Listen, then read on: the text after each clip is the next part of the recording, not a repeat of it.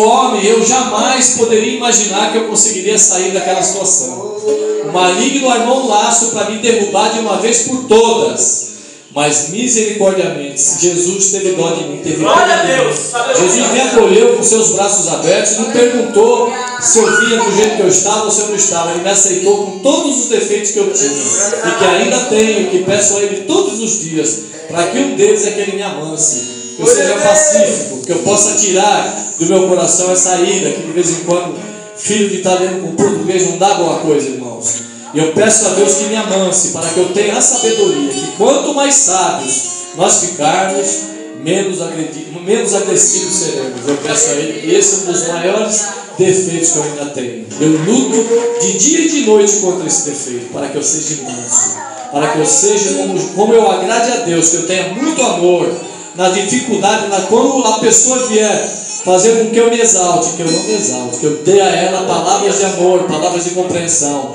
E como disse o irmão Pedrinho, o amor destrói barreiras. O amor faz cada coisa que nós ficamos às vezes embebecidos ao fazermos isso, e com essas ações derrubamos muralhas que para nós seriam intransponíveis, mas para Deus não é. Então esse filho que achou que essa felicidade, esse dinheiro, esses prazeres do mundo ia durar muito tempo, de uma certa hora acabou. E acabando esse dinheiro, ele viu-se obrigado a trabalhar de empregado. E olha qual foi o trabalho que eles deram, para que ele fosse cuidar dos porcos, que era o que o patrão dele tinha, né? E ele ali foi a cuidar dos porcos, passando necessidades, lembrando dos bons tempos que ele estava na casa do pai. O pai, quando eu falo, irmãos, no sentido figurativo, é o pai, mas o pai que eu digo é o nosso pai. A casa que nós estamos hoje, a esse Deus maravilhoso que nós temos. E tem muitas vezes que o irmão acha que está tudo normal, que aqui é como se fosse em outros lugares, e ele acaba se desviando desse caminho, saindo dos caminhos do Senhor. E aí que ele acha que ele vai para o mundo, que ele vai ser feliz, né? Que ele vai para as baladas, que ele vai fazer aquilo que na igreja ele acha que é proibido, que é o nosso caminho é estreito. Eu sempre digo, se esse caminho estreito é o caminho que vai me levar a morar com Deus, é o melhor caminho da minha vida, é o melhor caminho para mim e o melhor caminho para você, irmãos. Esse é o verdadeiro caminho, essa é a verdadeira felicidade. Glória a Deus, Senhor. Então, meus irmãos, eu digo a vocês, até a comida dos porcos ele invejou e sentiu vontade de comer. Porque quando nós abandonamos os caminhos do Pai, a derrota é certa, porque o inimigo das nossas almas, ele fica à espreita. Enquanto nós estamos sendo alimentados pelo maná celestial, que é a palavra, que muitos irmãos abandonaram esse costume nas igrejas, agora só tem festas, né, pregações miraculantes, mas a palavra genuína, não aquilo que eu quero dizer para vocês, mas aquilo que Deus me usa como mensageiro para passar para a igreja. Isso sim é aquilo que nós devemos comer à vontade, nos fartar, porque a palavra do Jesus é a palavra que está escrita aqui nesse livro sagrado. Glória a Deus. É isso que vem fortalecer o nosso espírito, que vai nos dar condições de termos o nosso livro, o nosso nome escrito no livro da vida, e que vai nos salvar um dia, né? Então é essa fonte inesgotável que nós temos que sorvê-la com a maior vontade possível, como quando o irmão entra na igreja, quando ele está na fase do primeiro amor. Depois vem a tranquilidade, o irmão já vai achando que com o passar dos anos ele já tem tempos de crente, então ele já vai esfriando na fé, e Deus vai se aborrecendo, porque quando Deus te dá um dom, é para que esse dom seja usado. Quando tu busca um dom e junto com ele a responsabilidade desse dom na obra, que Deus te usa para você buscar outras almas que estão lá fora perdidas. Aleluia, Senhor. Fala com a tua igreja. Usa esse ministério, Senhor. Capacita. Eu quero. Maravilhoso Deus. Que eu puder colocar a tua pés. Usa. Jesus poderoso. Faz o meu mensageiro. Jesus maravilhoso. Glória a Deus. E aí, então, meus irmãos, nós não valorizamos o que esse Deus maravilhoso tem. Nós não valorizamos as suas promessas. E muitas vezes, irmãos, nós não somos nem capazes de lembrar que Ele comprou os nossos pecados com a morte de seu Filho na cruz do Calvário. Resgatou-nos com sua vida, com seu sangue. É um sacrifício que nós, como humanos, será que nós faríamos isso? Darmos um filho nosso como para pagar o pecado de alguém? Será que nós faríamos isso? Para que vocês possam imaginar a imensidão, esse amor que Deus sente por nós. E que o mínimo que nós temos que fazer ao aceitá-lo é não dizer não nunca. Estarmos sempre prontos. Nada de objeções, estarmos sempre prontos. Todas as vezes que convidarem os irmãos para a obra, que os irmãos não procurem nenhum impedimento. Temos que ter tempo para Deus sempre, para louvar e agradecer cada dia mais o seu grande santuário. Glória a Deus. É orando e louvando que nós estaremos agradando a esse Deus maravilhoso. Porque tudo aquilo que somos, devemos a Ele. Do pó, as nossas carcaças, do pó viemos e com certeza ao pó voltaremos. Se nós cuidarmos, trabalharmos na obra, com a misericórdia do Senhor, as nossas almas viverão para sempre. Glória a Deus. Estaremos morando com Ele um dia. Aquela morada onde não tem sofrimento, onde não tem dor, onde tudo é paz, onde tem ouro, as ruas têm brilhantes, tem prata, tudo que é de melhor, Deus nos dá. E aqueles que aqui fizerem a sua obrigação, com certeza irão morar com Ele um dia, com certeza. Quem é que não quer morar com o Pai? Né? Mas para isso nós temos que pagar um preço. E um dos preços é esse, né? Semearmos, como diz a palavra, a seara é grande, mas são poucos os ceifeiros. Precisamos ceifar o que? A palavra. Precisamos nos fartar da palavra de Deus para que possamos levá-la a todos os lugares onde pudermos, né? Porque Deus liberta, Deus é cura. Às vezes temos um irmão que desvia, cai no vício da droga, e os irmãos simplesmente passam a criticá-lo, abandonam ele. Eu acho que está errado. Nós não podemos julgar, quem tem que julgar é Deus. A nossa obrigação é ir lá e resgatar essa alma e trazê-lo de volta, como disse aqui a parábola da ovelha perdida. Quem de nós, e tendo 100 ovelhas, ao perdê-la, perder apenas uma, não volta para buscar aquela ovelha perdida? Qual seria a alegria do pastor quando ele resgata essa ovelha? É motivo de festa, como fez o pai aqui também pelo filho pródigo, né? O filho pródigo gastou tudo aquilo que tinha que gastar. Quando ele reconheceu e ele entendeu que ele havia errado, ele se libertou das armadilhas do inimigo, porque o inimigo faz isso com a gente às vezes.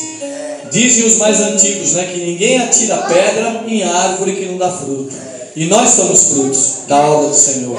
E o inimigo vê em nós uma barreira muito grande, e quando nós deixamos de orar, né, porque ele, às vezes nos pega fraco. Por isso que eu digo, irmãos, orem, né? Na alegria, na tristeza, ao levantar, durante o dia, ao deitarmos, oramos. Vamos orar. Não vamos orar só em horários de dificuldade. Nós temos que orar e vigiar, para que possamos não deixar brechas para esse inimigo, que está sempre pronto a nos desviar do caminho do Senhor. Isso agrada a Deus? Com certeza que não. Então nós devemos estar sempre firmes na oração e no louvor. E com isso não deixaremos brecha para o inimigo. E o que aconteceu, meus irmãos? O filho conseguiu se libertar das garras do inimigo. Ele viu e ele confessou e assumiu o seu erro. E ao voltar para casa, sentiu aquela vontade de voltar e sentir aquele amor que ele havia conquistado, que é o amor que o crente conquista quando ele conhece Jesus. Ele sentiu falta daquele amor, ele sentiu muita falta daquele amor. Ele lembrou que tinha um pai sempre pronto para recebê-lo de braços abertos.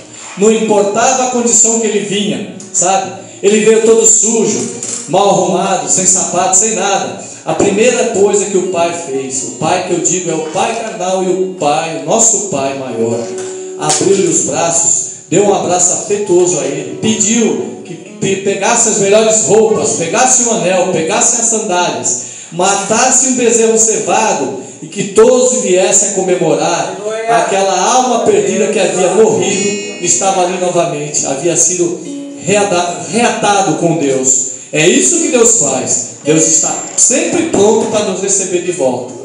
Todas as vezes que nós cairmos, pode ter certeza, meu irmão, Deus está ao nosso lado, com as mãos estendidas para nos resgatar. Basta apenas que nós reconhecemos o nosso erro. Por isso que eu digo, esse Jesus é maravilhoso. Ele não é rancoroso, é um Jesus de amor, de libertação, de cura, de poder. Meu Deus, como o crente é felizardo em servir ao Senhor, chamado Deus, um Deus poderoso. Sem Ele nós não somos nada, mas com Ele tudo posso naquele que me fortalece. Está lá no Salmos 5, né? Não, no Salmos 3, versos 5. Deitei e dormi, porque o Senhor me levantou, né? Deitei e dormi, porque o Senhor me levantou. Então, nossa vida depende dele, né? Um simples gesto de Jesus, um simples gesto de Deus nos levanta, porque ele é só amor para com seus servos. Por isso nós devemos retribuir esse amor, fazendo a obra dele, indo às pessoas que precisam da sua palavra, levando a palavra. Nós não devemos só ir atrás de crentes, só desviados, não. Devemos ir atrás daqueles que estão no lodo, aqueles que roubam, aqueles que matam, aqueles que são viciados em drogas.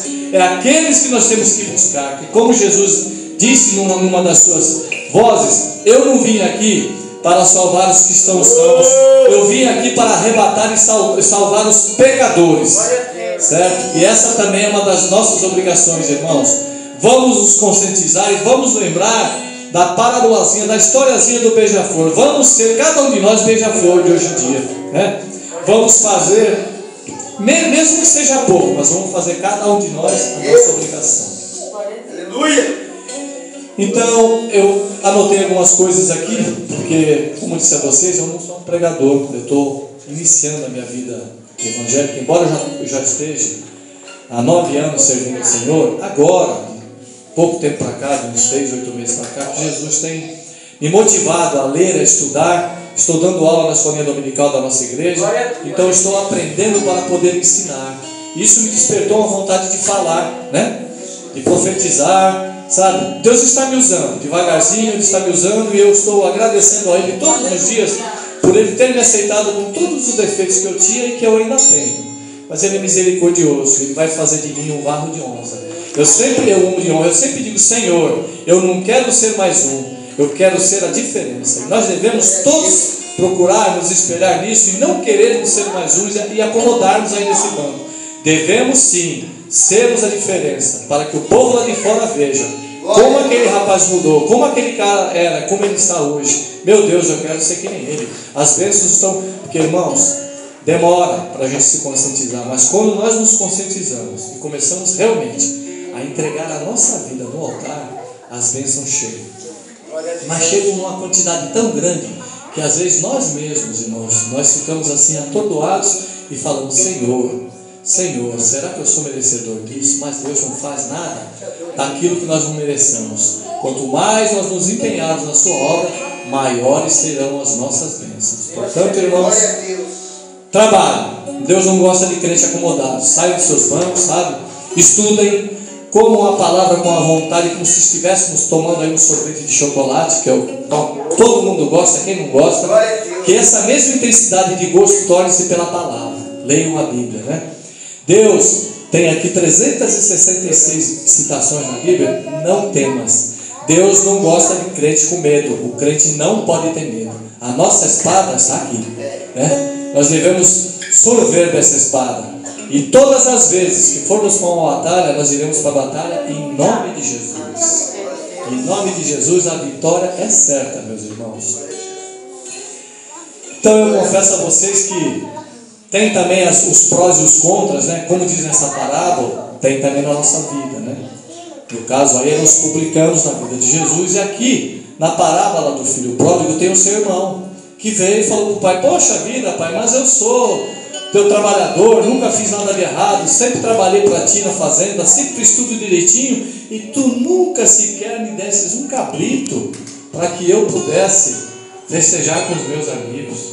Como disse o irmão aqui que me antecedeu, filho, mas essa ovelha esse irmão teu estava perdido, essa alma estava perdida, ela estava na mão do inimigo, e graças ao nosso poderoso Deus, ela renasceu. Então nós temos que nos juntar com os amigos, fazermos uma festa e comemorarmos, que todas as vezes, irmãos, que nós tirarmos uma alma do inferno, A igreja toda tem que comemorar, porque o céu comemora.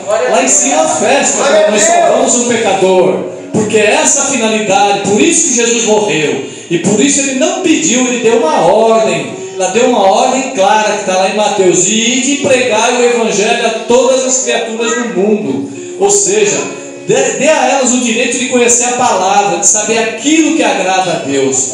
Aquelas pessoas que estão no mundo lá fora perdidas, elas têm que encontrar a luz.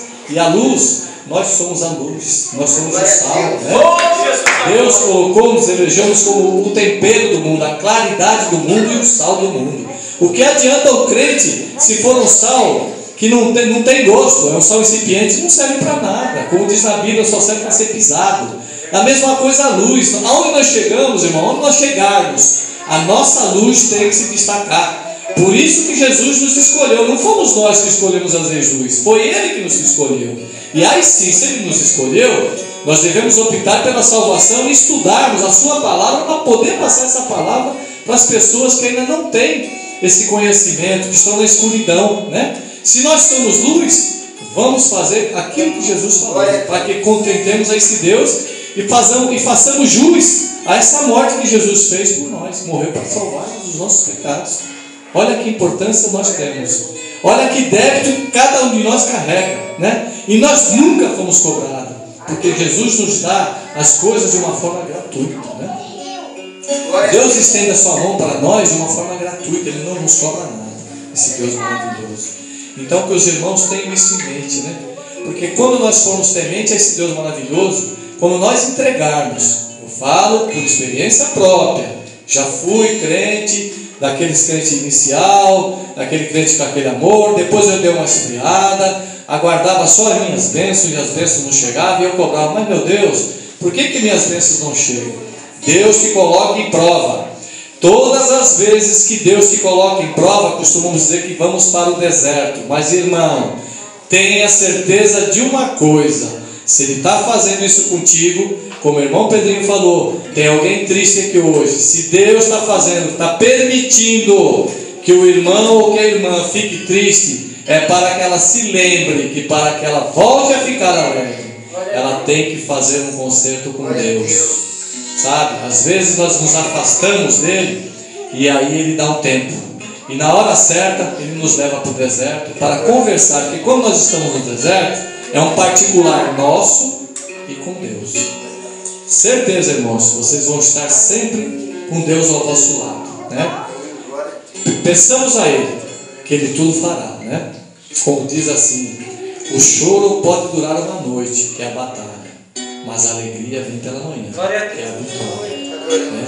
E quem está em Cristo, vitorioso é. Eu agradeço a oportunidade de Deus e a compreensão dos irmãos, que, como disse, não sou um pregador, sou apenas um mensageiro. Eu agradeço a oportunidade, Senhor, para poder te servir e levar as palavras que tu colocas em meu coração para o povo da tua igreja. Em nome de Jesus, Senhor. Amém. Glória a Deus.